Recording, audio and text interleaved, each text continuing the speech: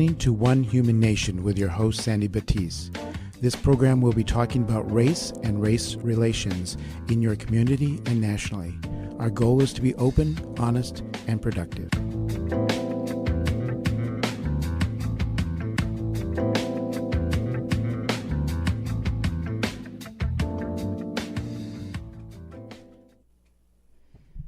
Welcome to the One Human Nation Show. I'm your host, Sandy Batiste, and it is April 25th, glorious Thursday in Savannah, Georgia. Thanks for tuning into the show.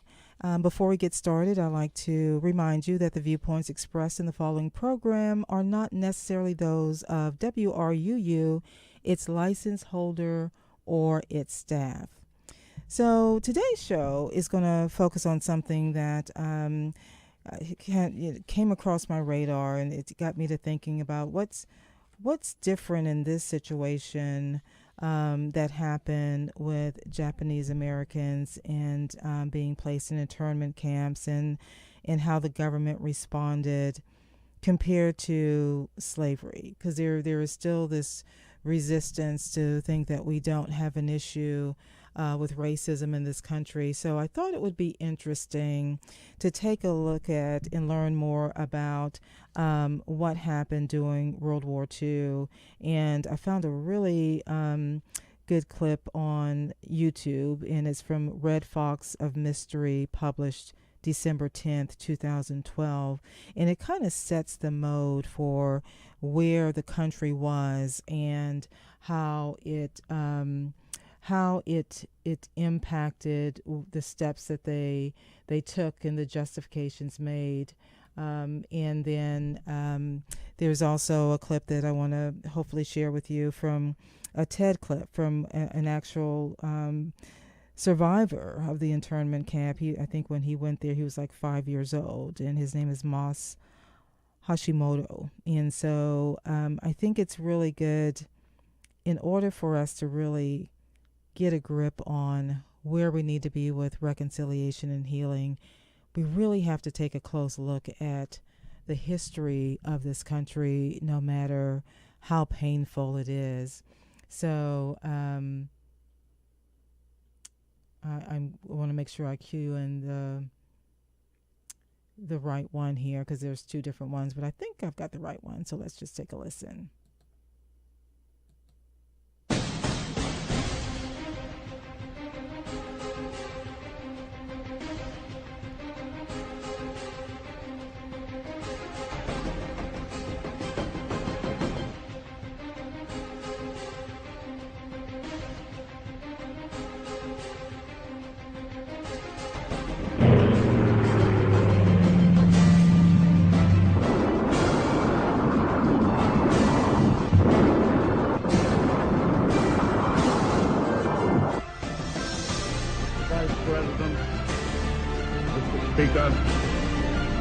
Members of the Senate, the House of Representatives. Yesterday, December 7th, 1941, a date which will live in infamy. The United States of America was suddenly and deliberately attacked by naval and air forces of the Empire of Japan. The United States was at peace with that nation, and at the solicitation of Japan, was still in conversation with its government and its emperor, looking toward the maintenance of peace in the Pacific. Indeed, 1 hour after Japanese air squadrons had commenced bombing in the American island of Oahu, the Japanese ambassador to the United States and his colleagues delivered to our Secretary of State a formal reply to a recent American message. Japan has therefore undertaken a surprise offensive extending throughout the Pacific area. The facts of yesterday and today speak for themselves. No matter how long it may take us to overcome this premeditated invasion, the American people in their righteous might will win to absolute victory. With confidence in our armed forces, with the unbounding determination of our people, we will gain the inevitable triumph, so help us God.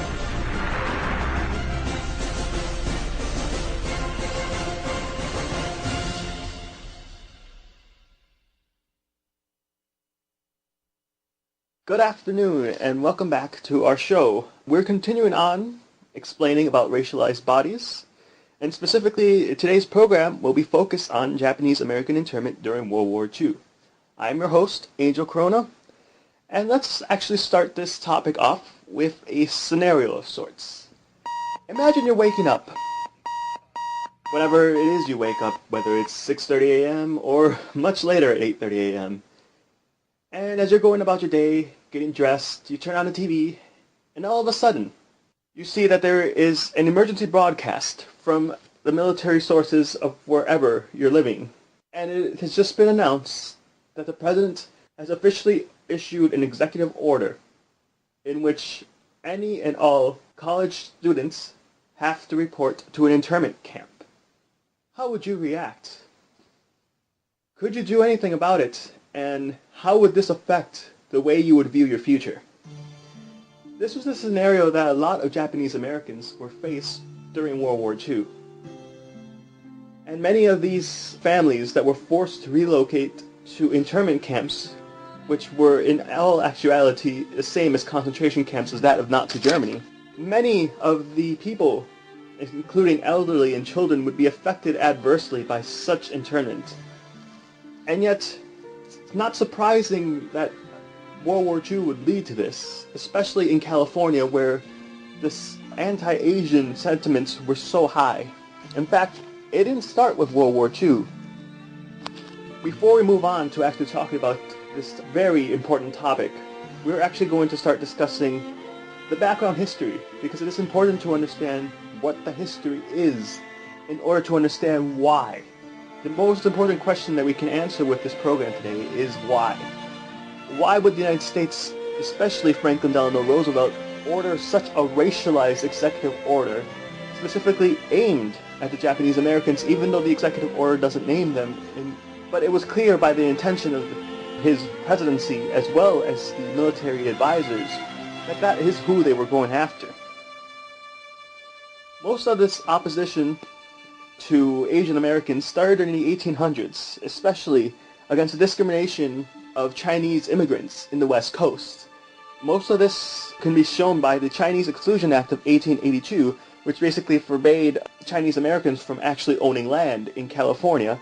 1885, in Wyoming, there was a massacre of 28 Chinese miners by white Union workers. But after this incident and all of this hatred, the Japanese were labeled as the new yellow threat. In 1906, San Francisco attempted to segregate the school systems, but luckily, President Theodore Roosevelt, by pressure from the Japanese government, managed to stop the segregation. However, California managed to succeed in 1913 by passing a law preventing ownership of land by what they labeled as aliens that are ineligible for citizenship. And later on, in the 1920s, a U.S. Senator would eventually run under the slogan, "Keep California White." In 1922, the Supreme Court decision was passed that the Japanese immigrants who had come from Japan to the West Coast were unable to become American citizens and could not be naturalized. In 1924, laws preventing further immigration from Japan were passed. By then, in 1941, December 7th, the attack on Pearl Harbor occurred, and fear spread to the American population, believing that the Japanese had actually sent in a fifth column fifth column is what is labeled as a covert group. Someone who would come into a different country, sabotage the military targets, civilian targets, all in preparation for an invasion. So in mid-February of 1942, General John DeWitt basically stated that the enemy of the United States was not the Japanese government, but rather the Japanese race.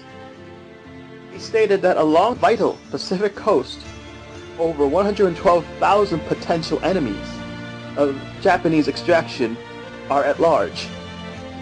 And so by urging from General DeWitt and several other key advisors, Franklin Delano Roosevelt on February 19, 1942 issued Executive Order 9066, which stated that military was allowed to detain individuals from the West Coast military zones and to expel them if the military saw fit for that action. And the result of this executive order was basically that it expulsed 110,000 Japanese, over 2/3 of whom were actually American citizens from the West Coast.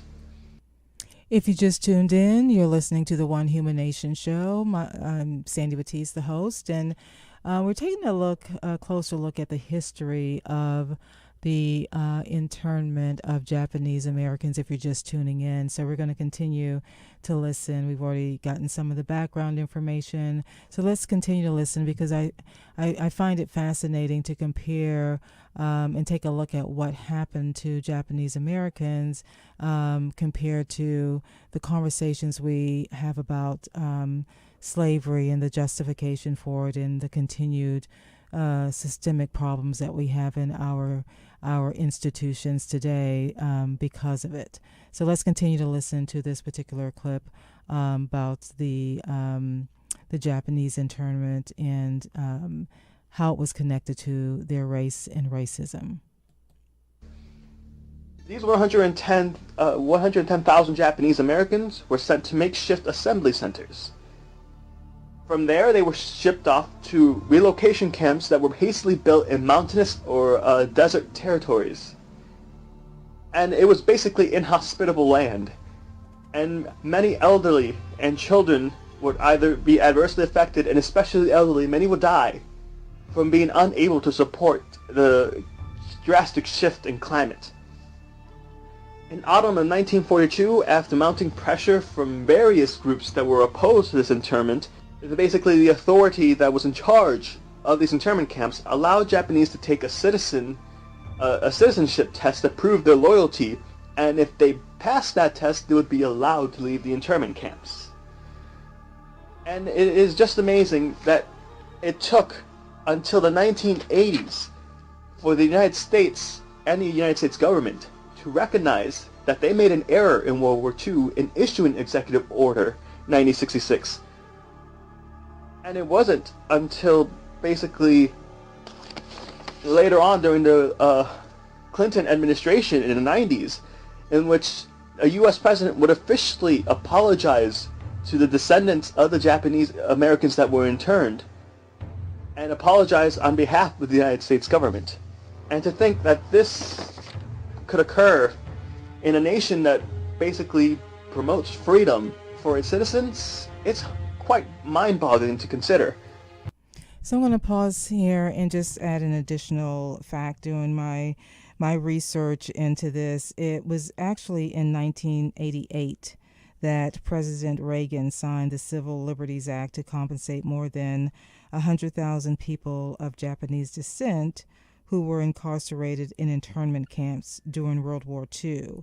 And this legislation offered a formal apology and paid out $20,000 in compensation to each victim. The law won congressional approval only after a decade-long campaign by the Japanese American community. And this article, will be posting the link on it. I think I've already posted a link on it from the One Human Nation Facebook page, but I just wanted to provide that clarification there, because this particular article, when it was written, it was written to mark the 25th anniversary of the passage of the Civil Liberties Act. that was put on display at the National Archives alongside the original Executive Order 9066. And so I just wanted to provide that additional clarification because, what's important to me is that we have factual information as much as possible, that we have truthful information. And so it doesn't matter to me what administration did what. I'm more concerned in let's just make sure that we get the facts out there. And this publication was actually from this the Code Switch newsletter. So let's continue to take a listen and learn more and really kind of put your thinking caps on and think, okay, well, this happened then. This is how it was resolved. What's missing in our conversations now, or the actions that's needed for reconciliation and healing as it relates to African Americans who are descendants of slaves in this country?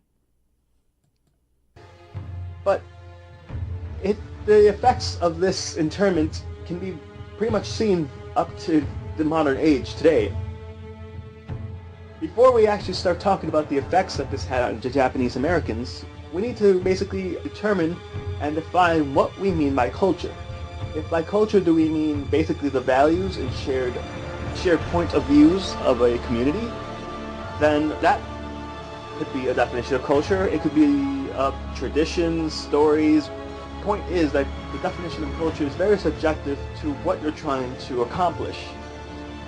And Japanese American culture is very different from that of American society.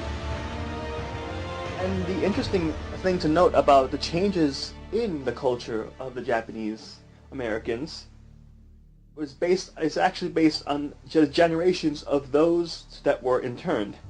The Japanese Americans have labels for what are considered the first generation, second generation, and third generation of the people that were interned. The first generation would be considered the elderly that were interned. Second generation would be considered like their children.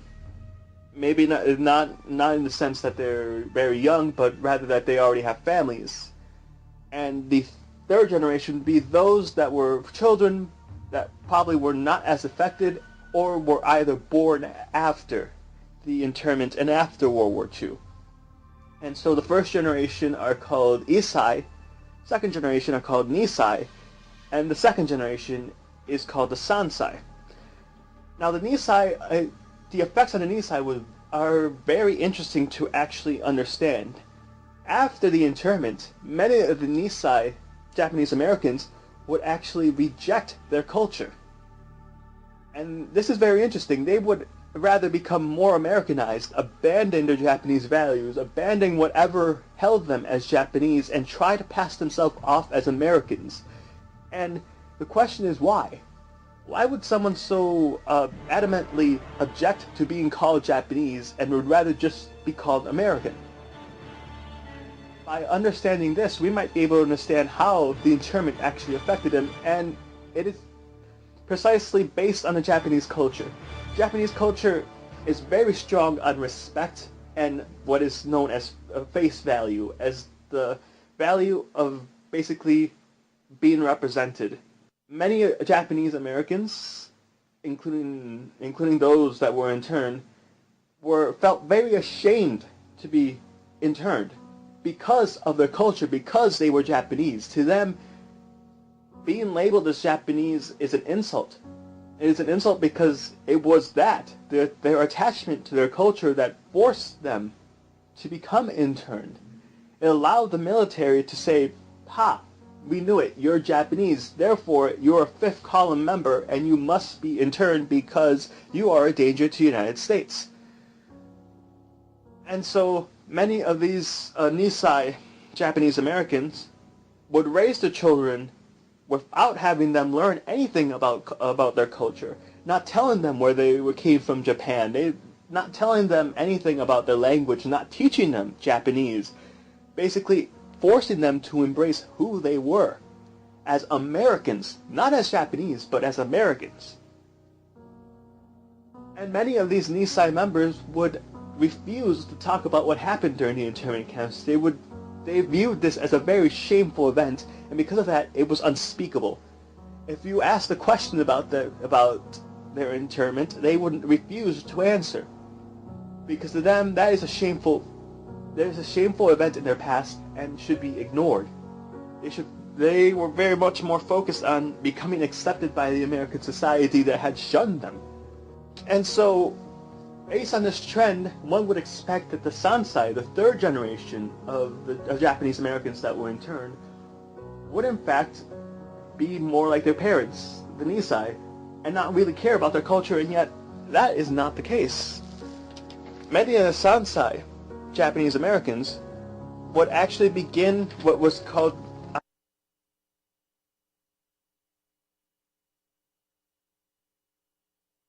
sociologists had predicted that the Japanese American communities would just simply disappear and be absorbed by the American communities, but right now, in this modern age, and back in the 1980s, there was what's called the reconfirmation of identity, which basically meant that Japanese Americans, the Sansai, were trying to regain the lost cultural values that their parents, the Nisai, did not teach them.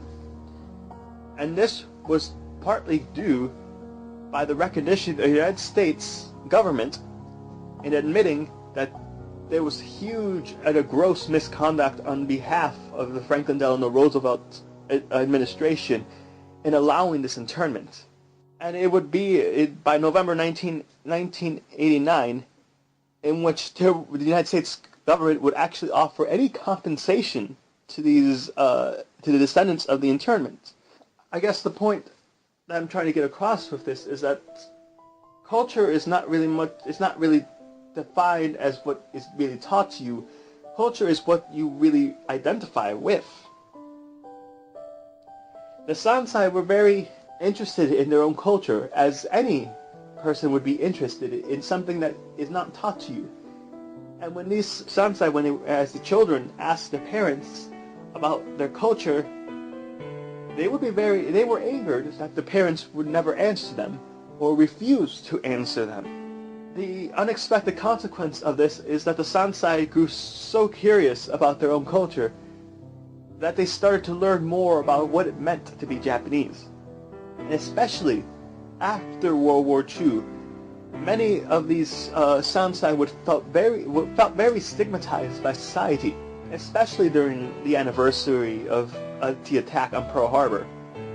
Many of the Sansai recalled being targeted by children, and especially, here's an example by Jenny Miyagami, which stated that I think the first time that I noticed was one day walking to grammar school and getting rocks thrown at me, and people chasing me and calling me Jap, Jap, Jap. Basically, this pressure by the American society and this utter, I would say, hatred for the Japanese Americans after World War II would have a profound effect on many people. Imagine every day being stigmatized just because of what someone else did, not you in particular, but a nation. In the same way that many Germans would be stigmatized as Nazis because of what Nazi Germany did. And it is very easy for society to generalize these meanings onto someone's body based on the actions of a group. It's so very easy for society to generalize and label a group of people by a major event that occurred, but it doesn't technically signify that everyone was involved. Not everyone in Germany was a Nazi, and likewise most of them were opposed to what Japan was doing during World War II. There was military regiments that joined that were completely composed of Japanese Americans that were fighting against their own countrymen, and they supported the United States. So not only do we have now meaning written by the Franklin Delano Roosevelt administration, we have meaning written by the American society, and now we also have meaning written by themselves onto each other. The question is, how exactly has this changed today? And in modern age, many Japanese Americans recognize that their forced internment of who they descended from during World War II can be comparable to an extent the same way as slavery for African Americans, or any other, basically the black marks that are in the United States history. And it's very interesting to note that these Japanese Americans are now very proud of who they are. They are proud of what they have accomplished, and they are no longer ashamed to say, I'm Japanese American. And now we move on to the next section, and that's what meanings were actually put on these bodies, on these racialized bodies of Japanese Americans. And it doesn't take much to realize exactly what meanings were placed on them by just looking at the propaganda that was placed during World War II by the United States. If you would look at the Japanese propaganda, you would see them as being yellow-skinned, their eyes not very, basically almond-shaped. Their Emperor Hirohito, would be depicted as being buck-toothed. They would be depicted as basically brutish monsters that would basically pillage the United States if they had the chance. They were depicted as basically robots, hard-working, efficient, and the motivation behind that was saying, they're being efficient, you should be more efficient than them if we are to win this war. Or they would depict basically defenseless white women being attacked by groups of Japanese soldiers, which again, with the same characteristics, the almond eyes, the yellow skin, the buck teeth, basically every humanizing characteristic was dehumanized and made them look more like monsters than men. And the meaning behind this was very clear. It was, hey, and this is the enemy that we're facing. And if we want to win this war, we have to do everything in our power. We need to save the oil. We need to ration our food. We need to do our part in this war if we're going to win against this yellow threat. And it's to think that if you were a Japanese American and you saw this propaganda, you saw how they depicted you, that would have an effect on how you think about yourself. Would you consider yourself no longer basically human? You wouldn't consider yourself equal anymore to the American citizens, because American society would not see you as equal. They would compare you, hey, you're Japanese American. Oh wait, Japan, you're like them. It's no longer you're one of us, you're them.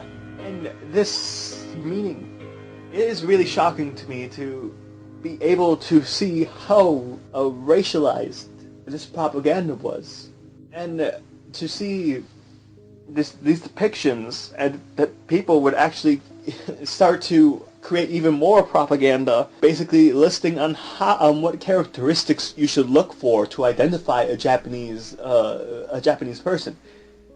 They would list things such as being shorter than Americans, of having the almond eyes, of basically being unable to say American words correctly, of having an accent, of having basically lisps during saying certain words, and that if you really wanted to be sure that they were Japanese, if they were Japanese, you would make them say those words, and if they couldn't, then there you go, there's your evidence. There's the only proof you need that they're Japanese and they're your enemy. It's also good to note, yes, this was a world war. This was the most horrific war that was ever fought in the history of humanity, but it's interesting to note how simple it is for society to dehumanize the enemy. It's so very interesting.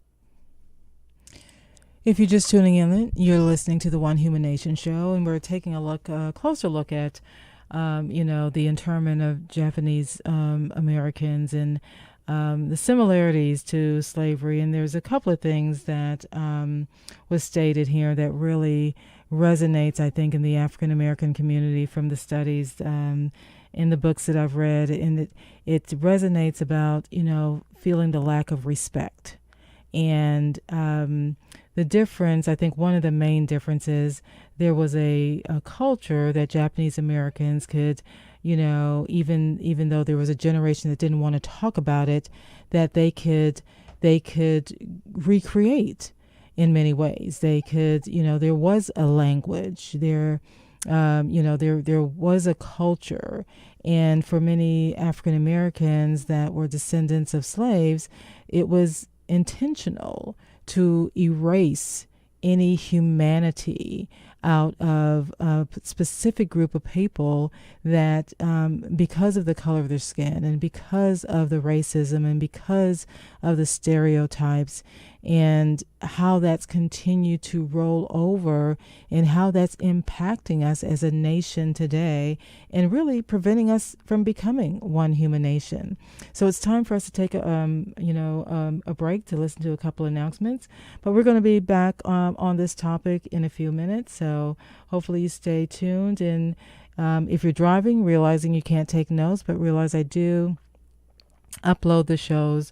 There is a podcast, and I'll give you more information about that. But definitely, if you're on Facebook, go to the Facebook page of One Human Nation, and that's where you can get a lot of information on how to plug in to the podcast and to YouTube, as well as iTunes. So I'll be back with you in a few minutes. This portion of WRUULP Savannah Soundings programming is made possible by listeners like you and Brighter Day Natural Foods. Brighter Day is celebrating its 40th year serving the Savannah community with produce, vitamins, and supplements, and a deli and juice bar. Brighter Day is located at 1102 Bull Street at the south end of Forsyth Park. More information available at 912-236-4703 or brighterdayfoods.com. WRUU 107.5 FM is a new and different, listener-supported, and all-volunteer community radio station for Savannah. Our diverse broadcast and web programming is supported by generous listeners who value our passion and spunk. We are independent of other media and receive no government or large corporate support. People like you are the largest and most important source of our funding. Go to WRUU.org to find out how you can make a one-time or monthly contribution. Thank you.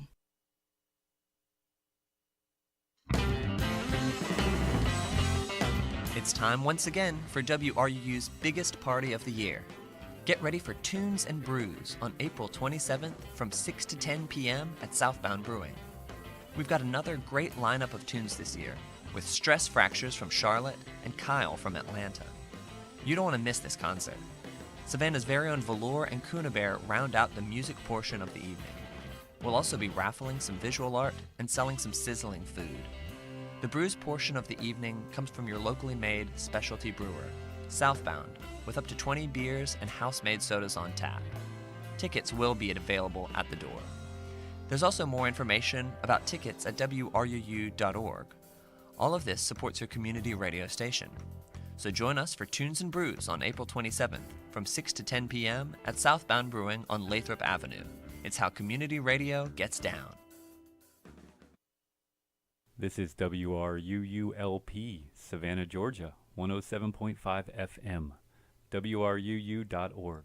We are Savannah Soundings, community radio with global soul.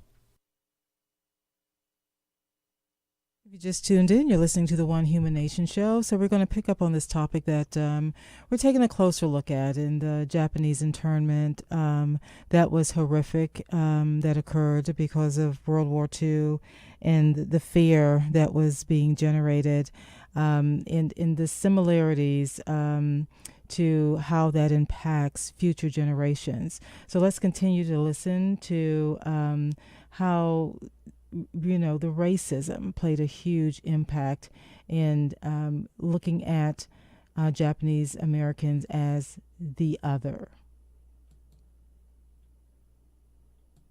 Interesting and so very easy for us to no longer consider who we were fighting as human, as having families, as having culture, as having values, as having dreams, but rather as being emotionless brutes, emotionless monsters that would destroy all we stand for if we let them. It's now the thing that people don't realize is that these meanings that society places on people will live on with those people.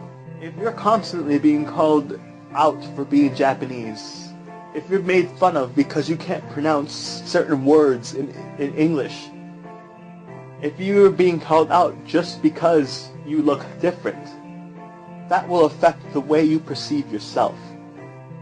This is in the same way, this is the very same social pressure that is placed on women and young girls especially too, and forces them to anorexia and other eating disorders to fit a perfection of beauty that doesn't exist, in the same way that these Japanese Americans are being pressured to fit a perfect American cookie cutout that does not exist. That is what many people in the United States during World War II failed to realize, that hey, yes, in that time the majority of people were white, but not everyone was white. And yes, this was the period before the civil rights movement and the strength of the Jim Crow laws and all of that was still in effect. But now in modern age, we have to look back and realize that this supposedly executive order that was signed by FDR to prevent catastrophes from occurring in the United States was not motivated by military need, but rather it was a very racialized need. It was a feeling of fear against the Japanese Americans. And in fact, in 1981, the Commission of Wartime Relocation and Internment of Civilians, basically a commission that was formed in order to understand what the motivations behind the Japanese internment was, concluded that the internment was based on racial prejudice, wartime hysteria, and a failure of political leadership. It wasn't not only the executive order that President FDR signed. You have to consider that presidents don't make laws. The only laws they can actually really make are executive orders, and their main role in the American government is to enforce the laws. It was Congress who passed a resolution that stated that basically to not comply with the executive order and the orders given by the military general was basically an offense and a crime, and therefore enforce the executive order allowed military generals like General DeWitt to basically establish what they considered military zones, which in reality were the majority of cities on the West Coast, and force Japanese Americans out. And the effect, going back to the effect on these Japanese Americans, many people don't consider what effect they lost. Many of these Japanese Americans were small business owners. They had their homes, they were farmers, they were factory workers. Many of them lost their jobs, many of them lost their homes, many of them lost their businesses. Many of them lost whatever properties they managed to hold on to. And many of them, after the internment, were basically left in financial ruin. If there's anything worse for the Japanese Americans and those of Japanese descent, is to be shamed in such a manner that everything that you worked for would be just stripped from you. And that's what the commission basically stated. And that's what they found, that many of these families who were basically living what we would consider the American dream of the white picket fence and the spotted dogs and whatever other things you want to consider as the American dream, but the American dream of striving for more, for bettering yourself, for having these opportunities. These Japanese Americans that were citizens because they were born here in the United States were denied this right to basically living the American dream, and many of them were denied their constitutional rights, all because of the fear that Japan had sent in a fifth column to sabotage the United States, which in reality there was no truth to it. The intelligence community hasn't proved and has yet to find compelling evidence that this was the case. And many of the supporters of FDR would claim, well, Hitler did the same thing. Hitler sent in fifth columns into Eastern European countries and Western Europe to sabotage the armies and allow Nazi Germany to blitzkrieg their way all the way to France. And yes, Hitler had done that, but the Japanese hadn't even considered that. And in fact, many of the Japanese Americans no longer really believed or were supportive of the Japanese government during World War II. And now, I guess we should conclude this program by basically stating the lessons of history. It's very common euphemism to say that those who do not understand or recognize history are very much doomed to repeat it. And what lessons have we learned from this internment? Well, for one, there was no need for this internment. There was no actual military need. It was caused by racial motivations. We should be very worried that the U.S. government at any point in time could single out a single racial group, call them a threat to the United States, and intern them with absolutely no evidence, deny them their constitutional rights of their citizens, and then basically years later go on and say, oh, whoops, ARAD, here's some money. And to many of these Japanese Americans, especially the third generation, the Sansai, they weren't really after the money. They didn't care about the monetary compensation by the military.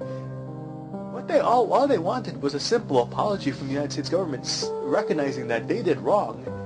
And while Clinton did apologize, in a way, it was more of no longer, oh, it wasn't the United States government it wasn't us that really did it. It was back then. You have to understand, it was World War II, and they put up all these excuses. The meaning for us as a society is clear, that we should not let our hatred, we should not let our distrust of another racial group allow us to go along with something so horrific as internment. We should understand that, okay, fine, there are people who are very much opposed to different racial groups, but the majority of us get along with other racial groups. The majority of us can understand these racial groups. Like, for example, myself, being a Mexican American, I do identify with the American culture and my Mexican culture. And I also understand with the sentiment of being a minority, of sometimes being looked down upon. But I cannot picture what effects or how I would even respond if I woke up one morning and the United States government basically issued an executive order forcing all Mexican Americans into an internment camp.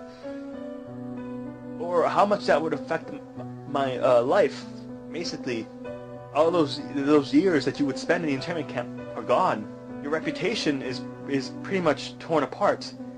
Many people will look at you, oh, you've been interned, and they will no longer see you as who you are, but rather what society has labeled you as. And that is exactly what these Sansai had to live with.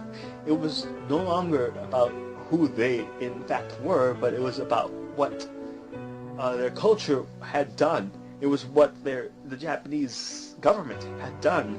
If you take anything away from this presentation, if you take anything away from this program, it's this. Do not be fooled by what a higher authority says about someone, whether that's society or government. Do not allow yourself to be blinded by meanings that you did not place on them, but society placed onto that group. Allow yourself to see further as what the government and society has told you. See people not for what you place meanings on, but rather for who they are. Allow them to demonstrate who they are, and do not make assumptions that will most likely turn out to be wrong.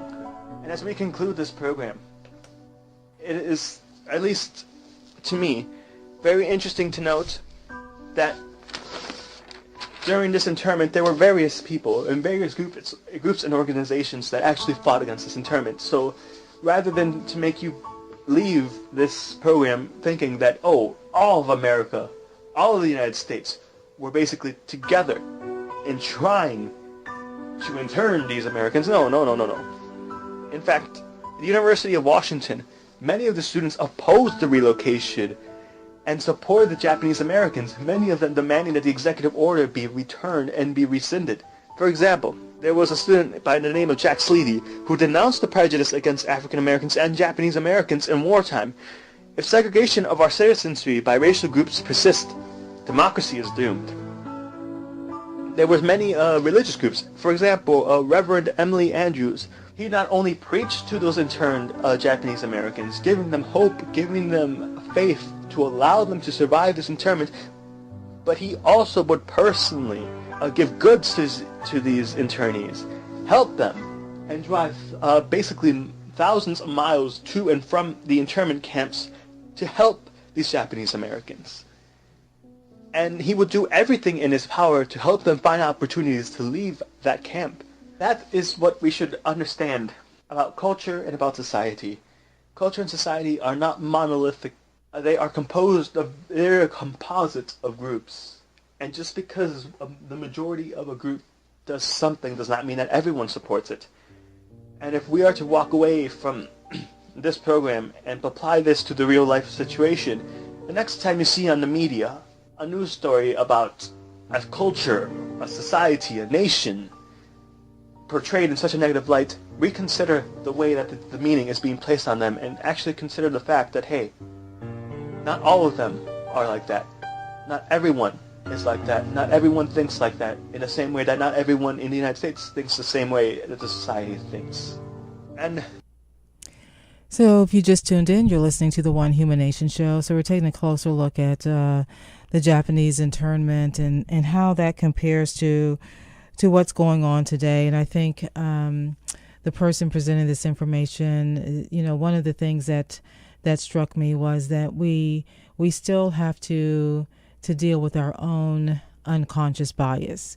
We still have to look within ourselves and see what we're bringing to the table based on the stereotypes and the stories that we heard growing up, because we can't move forward if we don't look within and realize that, okay, what am I bringing to the table because of my own unconscious bias? And that's a hard thing to do because that's why it's unconscious bias. We don't realize we're doing it. We don't realize that we're making these judgments. And I see it more and more, especially with, since I'm African American, I focus on that community. And it's everything from, the latest thing that struck me is with hair and, the inability for some companies to accept that, they've got dreads or, they shouldn't wear an afro or they have to wear their hair a certain way. And what is that certain way? Who set that criteria for that certain way? Does that make that person lesser than, less intelligent, less competent to do that job? So I think for reconciliation and healing to happen in this country, yes, we have to look at our history, but we have to look at what is still happening in our current society that we hear these stories. And, I think in some ways we've gotten so desensitized to it, and we shouldn't be. We should question everything.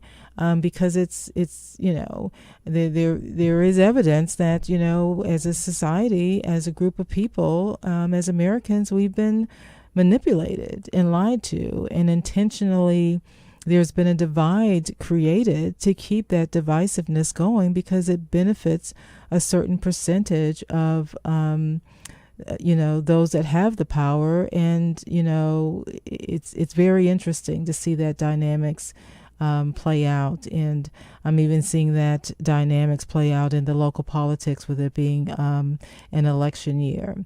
So there is one more. I don't think we're going to be able to listen to all of the clip of it, but I thought it was interesting. I found a clip from someone that was actually interred. His name was Mas Hashimoto, and this was from a TED Talk that he did.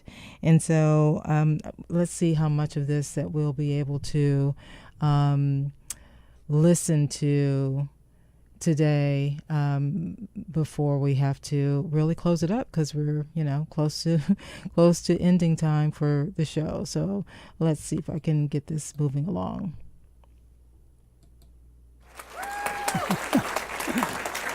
Own country. I was 6 years old. This is my prison number, 12524. I'm the letter D. The family had 12524. My family and I were incarcerated for 3.5 years in Poston, Arizona during World War II. As a teacher, I would ask my students, sometimes on the first day of school, draw an American for me. Okay, take out a piece of paper and draw an American for me. Okay? And then I would go around the room and check the drawings. And sometimes the drawings would be of a stick figure, okay? Not much better than kindergarten. Excuse me, Marcia. Okay. But Marcia's a kindergarten teacher, my wife. Draw an American for me. You got somebody in mind? You know. How many of you, okay, thought of drawing a woman? Thank you. A majority of Americans are women. Who says it's a man's world? Men. Women can do everything a man can do, and more. How many of you thought of drawing a blonde, blue-eyed hunk of a guy? Hitler would have been so proud of you. To many Americans, WASP is the American, white Anglo-Saxon Protestant. If you're not white Anglo-Saxon Protestant, you're not really an American. You know, I'm not Japanese. I've never been Japanese. I'm an American of Japanese ancestry. My father was Japanese, my mother was Japanese, but I'm not Japanese. When I go to Japan and I speak, they laugh and they go, oh, we don't talk like that anymore. They know I'm a gaijin, a foreigner. When I was in London shopping and I had a nice conversation with the sales lady, and at the end she says, oh, you Yanks.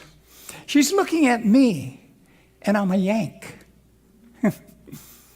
But in this country, in parts of this country, I'm a damn Jap. And I don't mean just the South.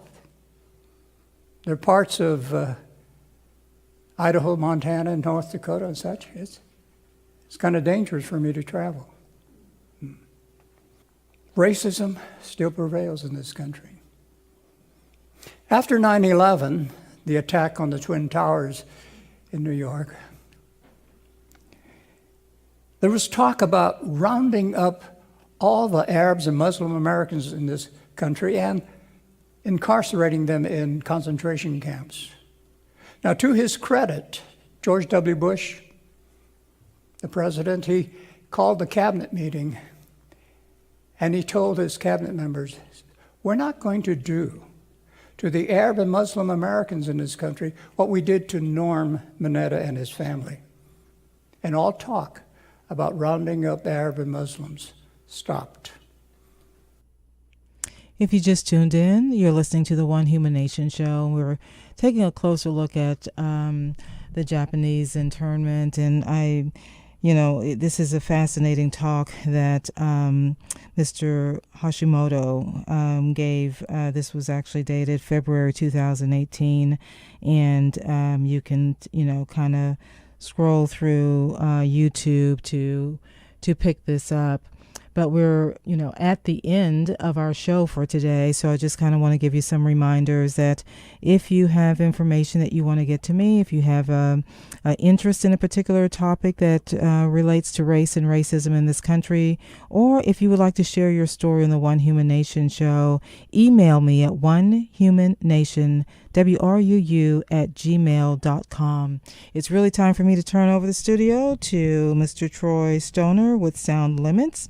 I hope you have a fabulous week and continue to really look at any unconscious bias and what's going on in your world. What do you see and what can you do to be the change?